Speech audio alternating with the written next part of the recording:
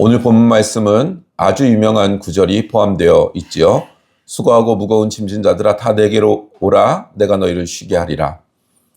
그렇다면 우리는 수고하고 무거운 짐진 자들은 누구를 말하는 것인지에 대하여 좀 고민을 해볼 필요가 있습니다. 오늘 본문 25절에 천지의 주제이신 아버지여 이것을 지혜롭고 슬기로운 자들에게는 숨기시고 어린 아이들에게는 나타내심을 감사하나이다. 이렇게 시작이 되고 있습니다. 그래 놓고 수고하고 무거운 짐진 자들아가 나오니까 이런 차원에서 보면 수고하고 무거운 짐진 자라는 것은 이 어린 아이들과 반대되는 개념을 가진 사람들이다. 이런 것을 우리는 생각해 볼 수 있습니다.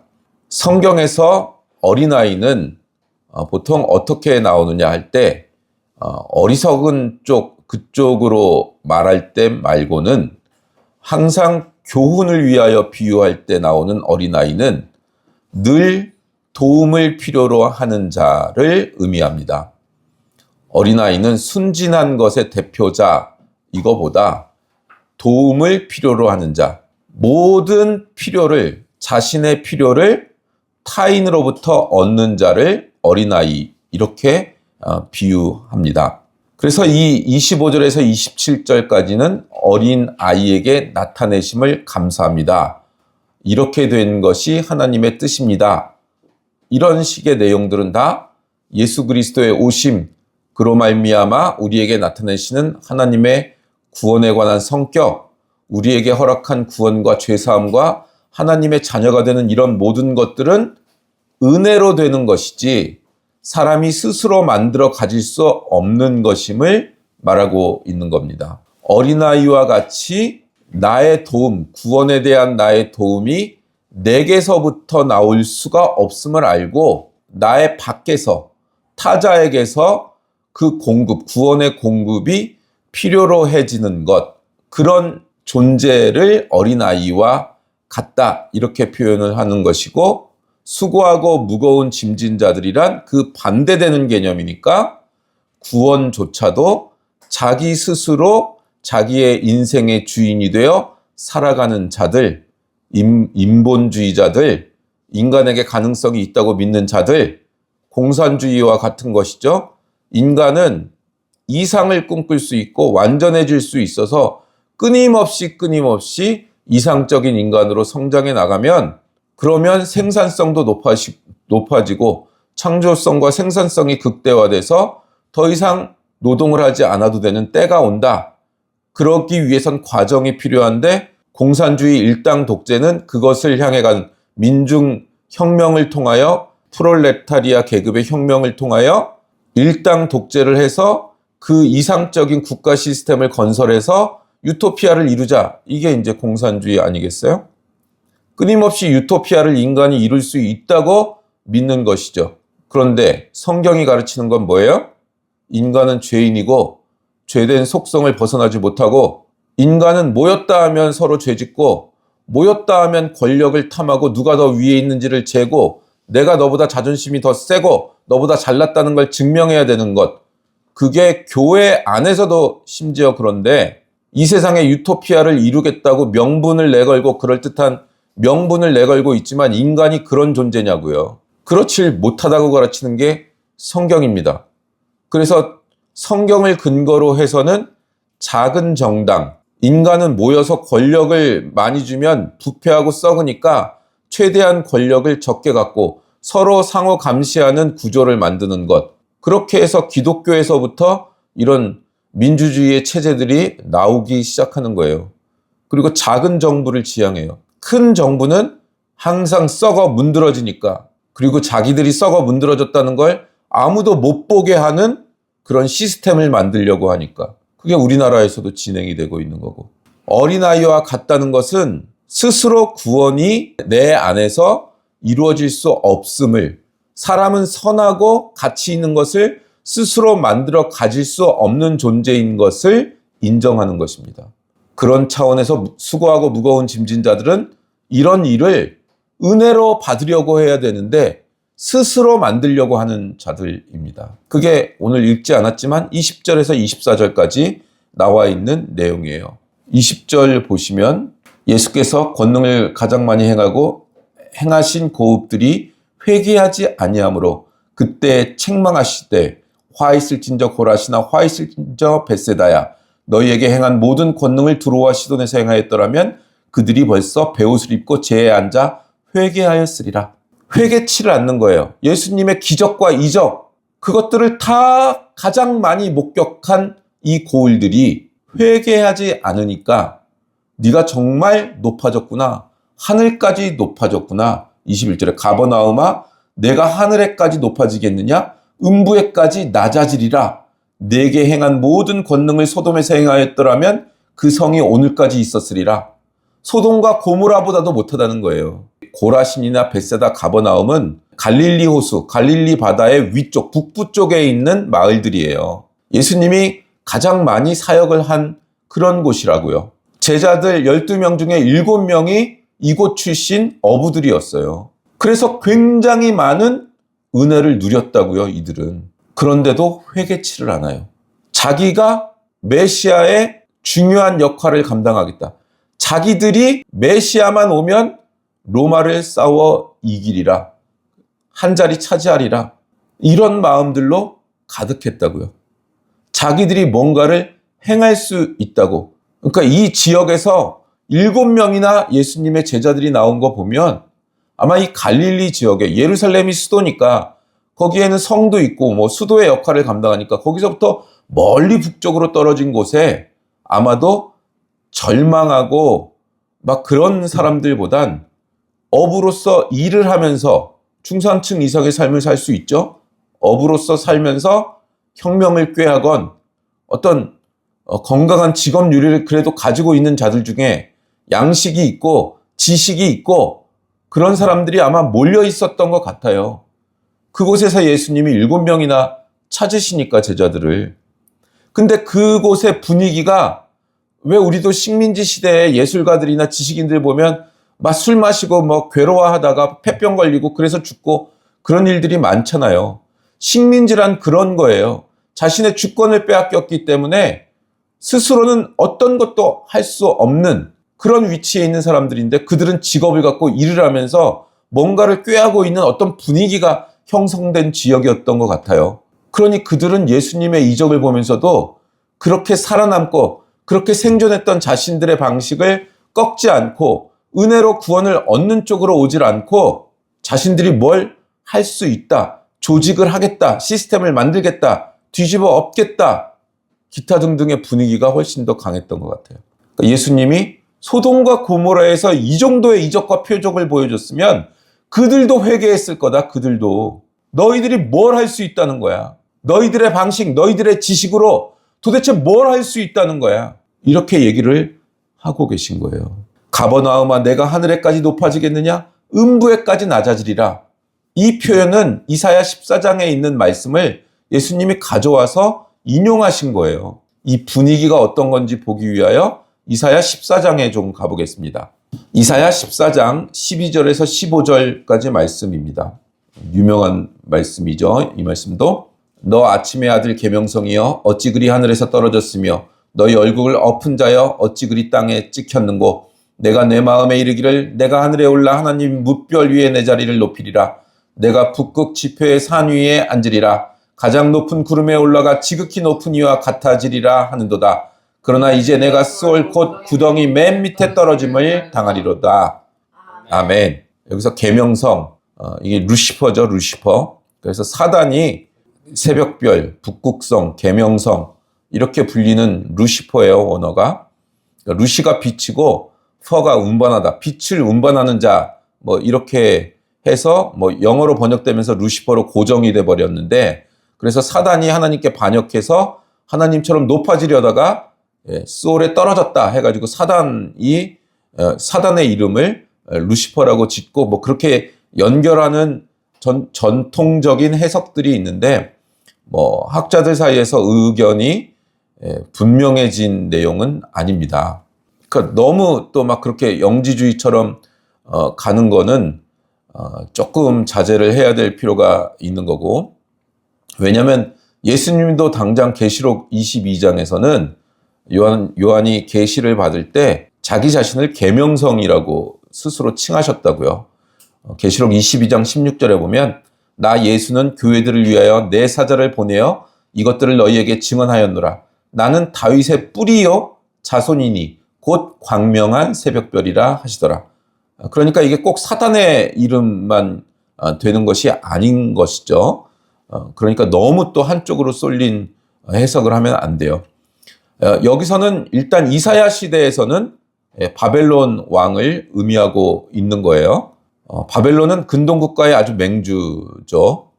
모든 나라들을 함락시켰고 이스라엘마저도 그 포로로 잡혀갔습니다. 왕이 교만해질 수밖에 없죠. 전 세계를 아우르는 왕이 됐으니까.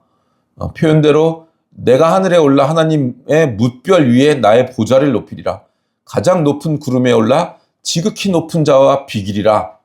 이렇게 얘기를 하니까 교만한 마음을 품은 것을 꾸짖고 있는 표현으로서 나오고 있는 거예요. 그걸 예수님이 인용하셔서 가버나움이 이 정도의 불신앙을 가지고 있다. 성공하고 뭔가 지식으로라도 충만하면 사람은 누구나 그래요. 아주 자그마한 성공을 하더라도 자기가 한 줄 안다니까요. 우리 모두 본성이 그래요. 본성이. 그래서 내가 뭔가를 할 수 있는 효능감을 느끼길 원한다고요. 나 자신이 어떤 걸, 특히 돈을 사용하여, 권력을 사용하여 뭔가를 해냈을 때, 자신의 위치를 사용하여 뭔가를 해냈을 때, 그때 자기가 가치 있다고 느끼는 효능감을 느낀다고요. 그게 어렸을 때 성장하면서 자기 정체성을 이루어갈 때는 그런 것들이 적당하게 주어지는 것이 필요하죠. 칭찬은 고래도 춤추게 한다. 이런 것들이죠. 그러나 어느 순간, 어느 깊이에 가면 효능감보다 자신이 마땅히 해야 되는 사명과 소명, 그것들을 위하여 걸어갈 때, 그 누구도 알아주지 않아도 그 길을 걸어갈 때 만족할 수 있는 수준까지 가는 것. 그게 예수 그리스도의 장성한 분량이죠. 신이시나 인간으로 오셔서 아무도 단 한 사람도 알아듣지를 못하는데 십자가의 길과 고통의 길을 걸어가시며 빨가벗겨져서 수치를 당하고 모욕을 당하고 채찍을 맞고 자기 정체성이 붕괴될 만한 사건들을 겪으면서도 그 일을 감당하는 수준, 거기까지 가는 거죠. 효능감을 통하여 자기를 확인하는 건 그래도 인간은 어쩔 수 없긴 한데 그게 있으면 행복하긴 한데 우리가 궁극적으로 가야 되는 깊이와 수준은 그런 수준보다는 높은 곳이라고요. 이게 이해가 돼야 될 텐데. 여러분, 우리는 아직은 효능감을 느껴야 되죠. 예를 들어서 서로 연인으로 만났어. 사랑을 해.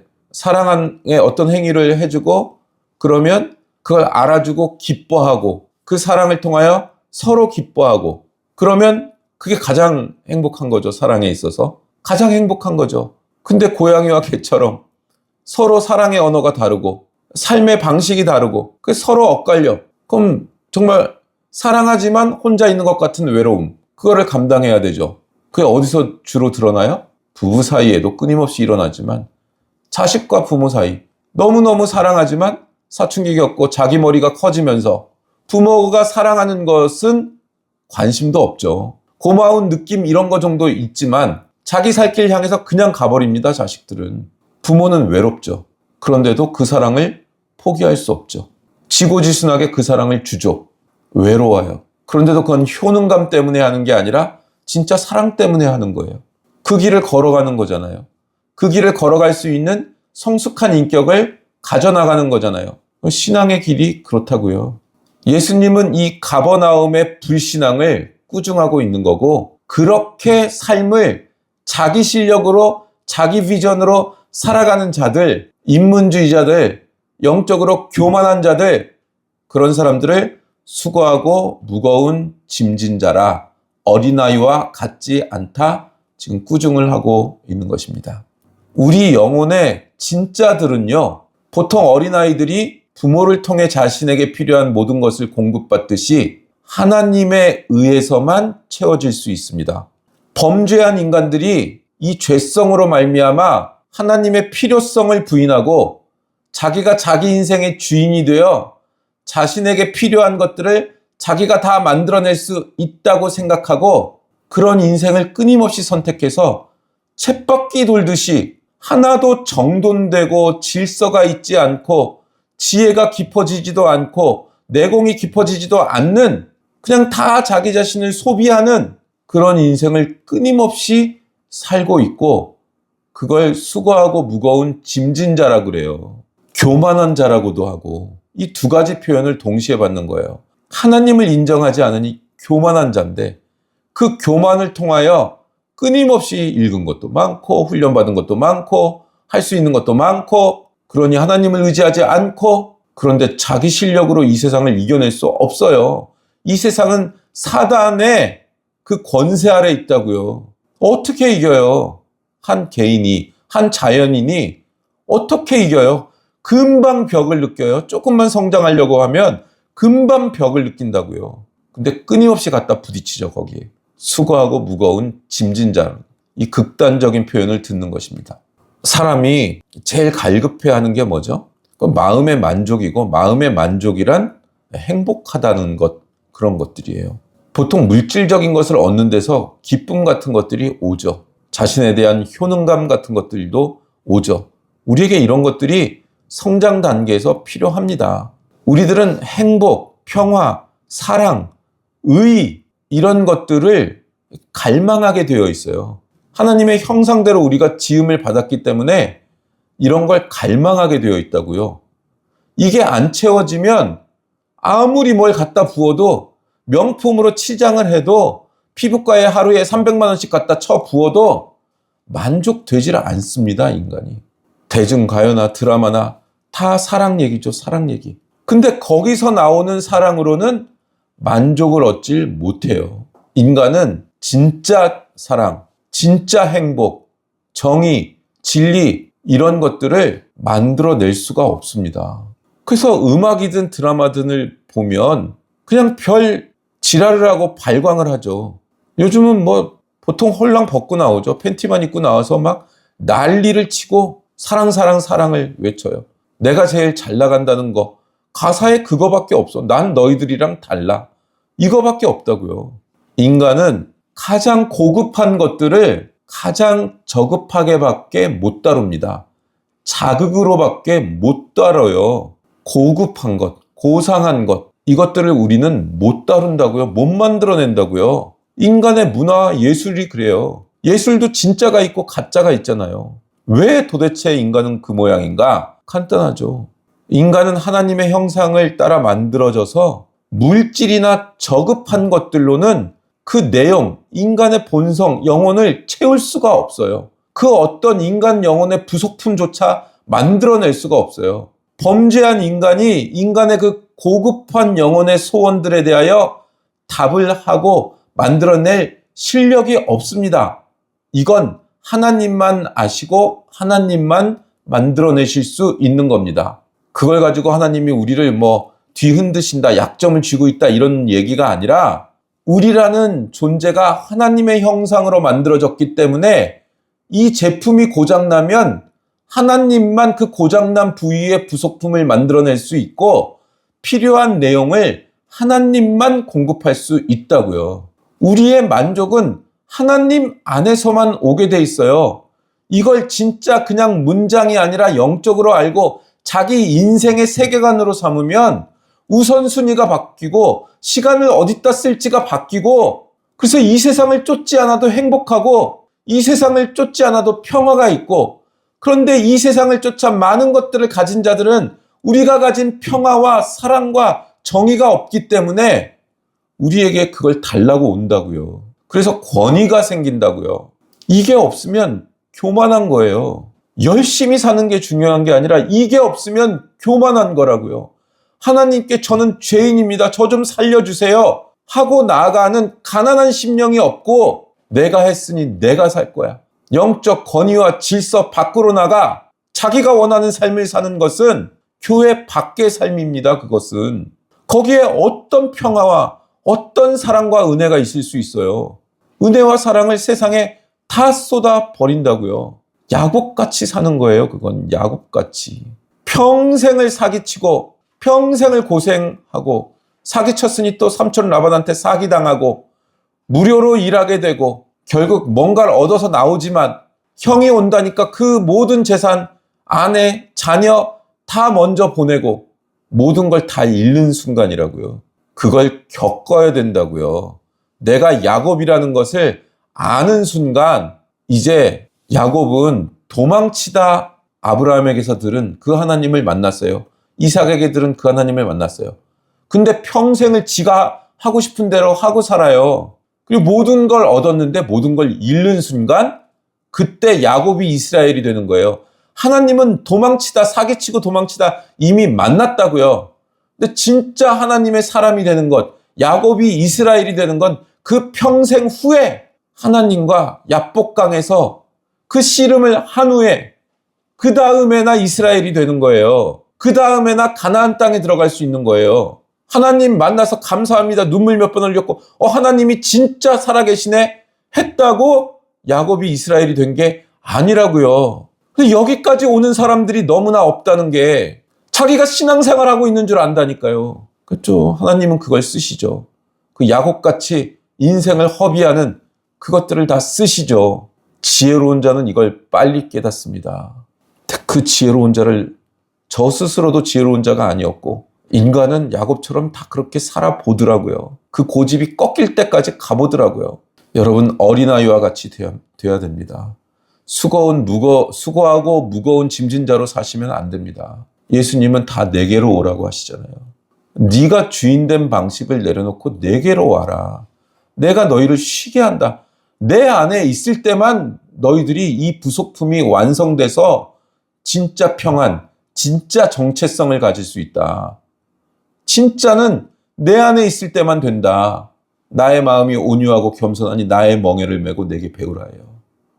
마음이 온유하고 겸손하다는 것은 우리는 맨날 야곱처럼 그렇게 하나님을 만났으면서도 자기가 살고 싶은 대로 지랄을 발광을 하면서 사는데 그걸 심판하지 않으시겠다는 거예요.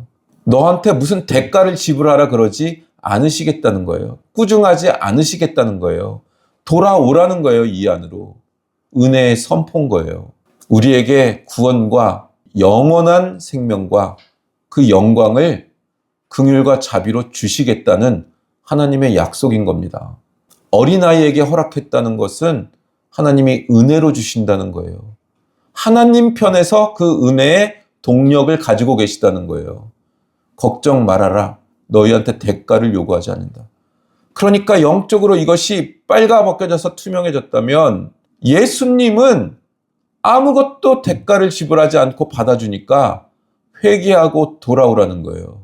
너를 기다리고 있으니까 제발 그 세상에 인생 낭비 좀 하지 말고 예수님과 함께 살아가자는 거예요. 어떤 일을 해도 좋아요. 무슨 일을 세상에서 해도 좋아요. 근데 이 순서가 바뀌면 안 돼요. 예수님과 함께 친밀한 교제를 누리는 삶, 그걸 살면서 이 세상에서 어떤 일을 하는 거예요. 하나님이 가장 중심이고 먼저고 하나님의 말씀이 나의 가치관이고 생명이고 거기에 늦지 않게 100% 순종하고 복종하는 게 먼저고 가정과 교회의 질서에서 자신의 위치에서 그 수준에 맞는 그 위치에 맞는 태도와 자세를 가지고 하나님의 사명을 지켜내면서 소명을 지켜내면서 살아가는 게 먼저고 그 다음에 그 힘을 가지고 세상에서 하나님이 시킨 일을 해내는 거예요. 그게 공부면 공부고 사업이면 사업이고 직업이면 직업이고 이게 바뀌는 순간 그냥 쓰레기 짓을 하고 있는 거고 사단 짓을 하고 있는 거예요. 사단의 권세 밑에 들어가 있는 거라고요. 하나님은 구원해 주셨는데 지 스스로 그 사단 밑으로 들어가는 거라고요. 그러면서 예수님이 나의 멍에를 메고 내게 배우라 해요. 그럼 예수님의 멍에는 뭐예요? 멍에는 일단 기본적으로 가축한테 물리는 거죠. 끌고 가기 위해서. 멍에를 물려야 끌고 갈 수 있잖아요. 소를 밭 갈기 위해서 끌고 가잖아요. 멍에를 콧줄에 뚫어가지고. 근데 이 1세기 성경이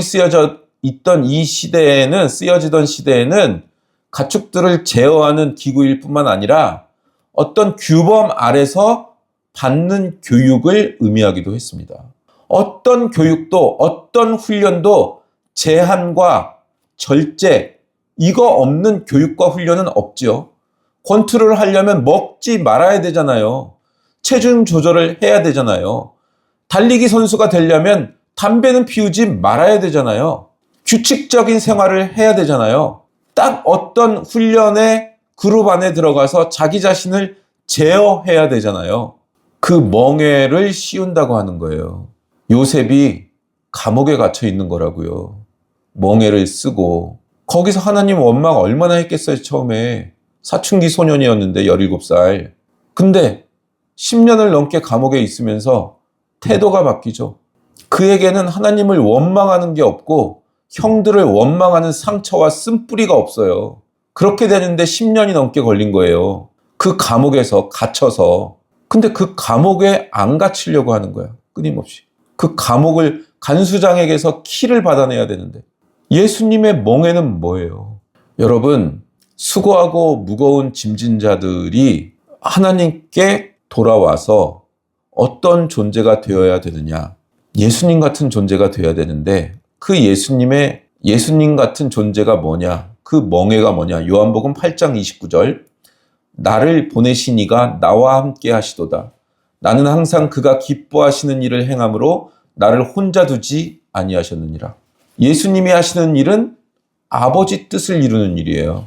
아버지와 생각과 행동에 있어서 분리되는 일을 하신 적이 없어요. 이게 예수님이 우리에게 제시하는 멍에입니다. 요한복음 6장 38절에 가면 내가 하늘에서 내려온 것은 내 뜻을 행하려 함이 아니요 나를 보내신 이의 뜻을 행하려 함이니라. 나를 보내신 이의 뜻은 내게 주신 자 중에 내가 하나도 잃어버리지 아니하고 마지막 날에 다시는 다 살리는 이것이니라. 자신의 뜻을 행하는 게 아니에요, 예수님은. 마태복음 4장에도 예수님 광야에서 시험 받으시는 40일을 금식한 후에 시험 받으시는데 그 시험하는 초점이 뭐냐? 돌로 떡을 만들어라. 배고프니까. 성전에서 뛰어내려라. 한 번만 절하면 세상을 주겠다. 이 배고픈 경제와 권력과 이 모든 걸 주겠다는 거예요. 이게 뭐예요? 예수님의 메시아직에 대한 공격을 사단이 하고 있는 거예요. 메시아직이란 하나님의 뜻을 이루고 인류를 구원하는 일이에요. 그런데 그 목적을 이루기 위하여 수단이 아무거나 돼도 좋다? 그런 뜻은 아니라는 거예요. 그 목적을 하나님의 뜻을 이루기 위하여서는 방법도 하나님의 방법대로 이루는 것이 그 메시아직의 내용이라는 거예요. 그래서 아버지의 뜻대로 해야 돼요. 십자가를 져야 돼요. 십자가를. 세상을 장악하고 있는 권력에 빌붙어서 한번 절해서 그 결과를 얻는 거 안 된다는 거예요. 그 방법을 예수님은 거부하시는 거예요. 예수님이 걸으셔야 되는 인간이시기 때문에 인간이 겪는 그 모든 고통을 겪으셔야 되거든요. 그 고달픔을 치유해야 되는 길을 가셔야 되기 때문에 예수님 또한 인간이 겪는 그 모든 고통의 순간들을 겪으십니다. 그래서 돌을 떡으로 만드실 수 있죠, 예수님은. 근데 그걸 부인하고 거부하십니다. 하나님이 줄이시며 피곤하시며 조롱받으며 오해받는 모든 길을 요구하셨고 그 길을 따르셨고 그리고 궁극적으로 십자가까지 지신 겁니다. 이게 멍해요. 그러니까 돈이 있고 내가 능력이 있어도 어떤 사람이 힘들어 그 사람을 그냥 막 돕는 게 아니라고요. 그에게 필요한 고통이고 그가 그 처절한 고통을 통하여 하나님의 뜻과 메시지를 들어야 되는데 내가 도와버리면 안 듣는다고요. 그 다음에 또 도와달라고 그러고 더 이상 못 돕겠다 그러면 어떻게 해요? 원망해요. 은혜를 입었으면서도 원망을 해요. 인간이란 그런 존재예요. 우리의 내가 누구를 도울 수 있었다는 자기 자신이 갖는 우월감과 효능감, 그거에 속지 말라는 거예요. 하나님의 뜻이 이루어지는 게 중요하다고요. 하나님의 뜻이 있는가가 중요하다고요. 근데 이건 어렵죠. 하나님의 음성 못 듣는데 어떻게 이걸 구별하다가 시간 다 가는데. 그러니까 실수하면서 배우는 거예요. 근데 하나님의 뜻과 하나님의 말씀에 집중하려고 해야 되는 거고 내가 내 문제에 대해서는 방법을 잘 모르니 나를 잘 아는 영적인 동지들이 있어야 되고 그래서 기도 부탁을 해야 되고, 나도 다른 사람의 것은 잘 보여요. 객관화가 되니까. 근데 내가 나 자신의 문제에 대해서는 안 보인다고요. 그래서 기도 공동체가 있어야 되고 상담할 공동체가 있어야 되는 거라고요. 그래서 그분들의 말을 들어야 된다고요. 영적으로 어떤 훈련을 받아 통과한 사람들은 모두 같은 걸 알고 있어요. 하나님이 그걸 알게 하기 위하여 고생을 시켰기 때문에 거저 얻은 건 단 하나도 없다고요. 다 대가를 치르고 얻는 거예요. 영적인 진리의 내용들도. 예수님을 믿은 이후에도 우리는 우리가 져야 되는 멍에 하나님의 자녀로서 지켜야 되는 자리, 이걸 놓치는 신앙생활을 거의 대부분 합니다. 여기서 가장 많이 실패해요. 그래서 가나안엔 못 들어가죠. 광야에서 헤매다가 야곱처럼 살다 죽는 거예요. 씨름을 안 해요, 하나님과. 씨름을. 이스라엘이 되는 씨름을 해야 되는데 이걸 놓치는 순간 하나님 안에서만 누릴 수 있는 행복과 감사와 승리를 놓치게 됩니다. 이게 믿는 자들도 그렇다고요. 안 믿는 자들은 말할 것도 없고, 그러니까 별 미친 짓들을 하는 거예요. 권력을 가지고 돈을 가진 정점에 있는 사람들은 다 미친 짓을 하는 거예요. 그러니까 앱스타인 문서 개방된 데 보면 빌 게이츠부터 시작해서 그 윗대가리에 있는 것들 별의별 짓을 다 하잖아요. 그러면서 겉으로 나와서는 자유니 평화니 이딴 소리 하고 있는. 없다고요. 인간의 세상에는 그런 게.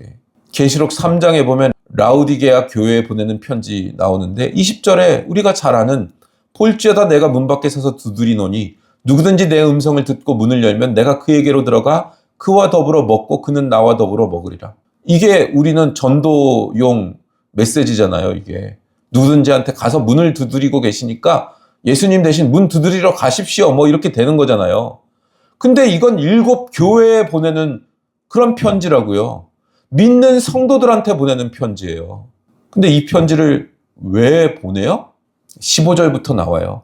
내가 네 행위를 아노니 네가 차지도 않고 뜨겁지도 않고 차든지 뜨겁든지 하기를 원하노라. 내가 이같이 미지근하여 뜨겁지도 아니하고 차지도 아니하니 내 입에서 너를 토하여 버리리라. 내가 말하기를 나는 부자라 부요하며 부족한 것이 없다 하나 네 곤고한 것과 가련한 것과 가난한 것과 눈먼 것과 벌거벗은 것을 알지 못하는도다. 내가 너를 권하노니 내게서 불로 연단한 금을 사서 부요하게 하고 흰옷을 사서 입어 벌거벗은 수치를 보이지 않게 하고 안약을 사서 눈에 발라 보게 하라. 물은 내가 사랑하는 자를 책망하여 징계하노니 그러므로 네가 열심을 내라 회개하라. 이거 17절 이게 보면 네가 말하기를 나는 부자라 부요하여 부족한 것이 없다 하나 네가 곤고한 것과 가련한 것과 가난한 것과 눈먼 것과 벌거벗은 것을 알지 못하는도다. 이사야 14장 읽은 거랑 똑같죠? 가버나움이랑 똑같죠? 바벨론 왕한테 지극히 높은 구름 위에 올라 지극히 높은 이와 비기려 하노라. 이거랑 똑같죠? 모른다니까요. 이게 교회 다니는 성도들도 자기가 사단짓 하고 있는 걸 모른다니까요. 저도 몰랐어요. 지나고 보니까 그게 사단짓이었구나. 그때는 믿음이 없었는데 나는 왜 내가 믿음이 있다고 생각했을까? 계속 그거의 반복이에요. 계속. 그래서 죄인 중에 괴수라는 소리가 나오는 거예요. 우리가 이것을 깨닫지 못하면 음부에 떨어지고 스올에 떨어지는 겁니다. 너 빨가봐서 너는 곤고해. 너 부자 아니야. 가난해. 넌 비참해. 이 얘기 해줘 보세요. 이거 받아들일 수 있는 성도 몇 사람 될까? 영적으로 훈련받는다는 건요. 영적 공동체에서 이 과정을 겪는 거예요. 내가 꽤 괜찮은 사람인 줄 알았는데 비참하고 곤고한 인간이구나. 썩어 문드러졌구나 끝까지. 이걸 드러내는 과정이라고요. 영적인 훈련이라는 게. 여러분 우리의 위치, 정체성은 예수 그리스도 안에 있는 하나님의 자녀라는 위치에서만 확인됩니다. 우리의 형상은 하나님의 형상이기 때문에 하나님으로만 만족되게 되어 있습니다. 비법이에요. 비법. 이걸 붙들고 늘어지셔야 됩니다. 인생에서. 그게 뭔가? 기도의 통로가 뚫린다는 게 뭔가? 안약을 발라서 눈을 뜨게 하라잖아요. 이게 안 보인단 말이에요. 정당하고 아주 고된 훈련을 통과하지 않으면, 그리고 일정한 때가 돼서 하나님이 계시해 주시지 않으면 이게 안 보인다고요. 안 들려요. 내가 사는 인생의 문제점들의 해결책은 내 안에 없습니다. 내가 나의 주인이질 않습니다. 내가 자유의지로 뭔가를 할 수 있습니다. 그런데 그 자유의지대로 내 인생이 풀려가진 않습니다. 왜냐하면 하나님이 최종 결제자시기 때문에 그래요. 인생의 목표, 우리의 인간의 근본적인 내용에 있어서 하나님이 주인이셔야 됩니다. 우린 그게 안 됩니다. 이걸 빨리 인정하셔야 난 그게 안 되는구나. 나는 내 맘대로 살고 싶어 하는구나. 내 맘대로 살고 싶어 하는 이게 하나님을 대적하고 있는 거구나. 이걸 빨리 파악해야 돼요. 그래서 볼지어다 내가 문 밖에 서서 두드리노니가 나오는 겁니다. 끊임없이 예수님은 여러분들의 심령 가운데 문을 두드리고 계신 거예요. 근데 그 문을 쫓아내고 있는 거라고요. 그걸 사단짓이라고 하는데 당신은 사단짓 하고 있다고 말하면 기분 나빠한다고요. 베드로가 사단짓 하듯이 우리도 예수님에 대하여 사단짓을 하고 있다고요. 잘못하면 마태복음 7장으로 간다고요. 내가 주여 주여 하고 주의 이름으로 선지자 노릇하고 병도 고치고 귀신도 쫓아내고 당신의 이름으로 이 모든 사역을 했습니다. 그러니? 난 너 모른다. 그러니? 난 정말 널 몰라. 신앙생활이 뭔지를 진짜 알아야 된다고요. 진짜 신앙생활이 뭔지를.